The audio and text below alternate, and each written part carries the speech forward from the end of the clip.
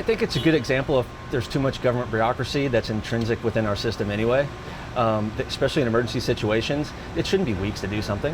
You got to cut red tape right away, and it shouldn't have taken the storm because we have our rescue workers there, and it was shifting. They pulled them away for a little bit, then they put them back.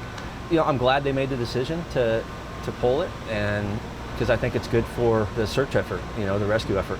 Mother Nature's going to come in and do it without us, and that would be a disaster because now you have no control on where it goes, and you have further damage to property, further damage to the town, and most importantly, taking more lives. And it had to be a methodical process. They had to take everything step by step.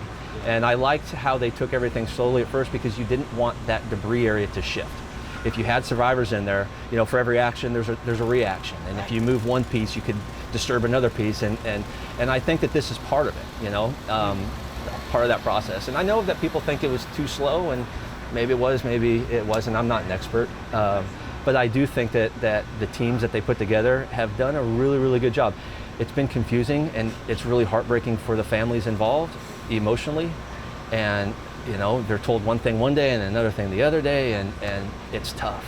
But this is a tough process, and it's devastating for everybody. And it's a tight-knit community, and there's a lot of love in this community, though. And that's why my wife and I, when we were trying to find a place in Miami, we picked Surfside, because there's so much love in this town. And everybody watches out for each other here. So that deep connection has really brought a deep sorrow in all this. Always these times in life through disasters hopefully brings people together and understand that love is what we're about. Our connection to each other, our connection to nature, connection to your faith, whatever that may be, everything deep goes back to love. And I think this is a time that as a community and as a country, we should take these times and come together and love each other.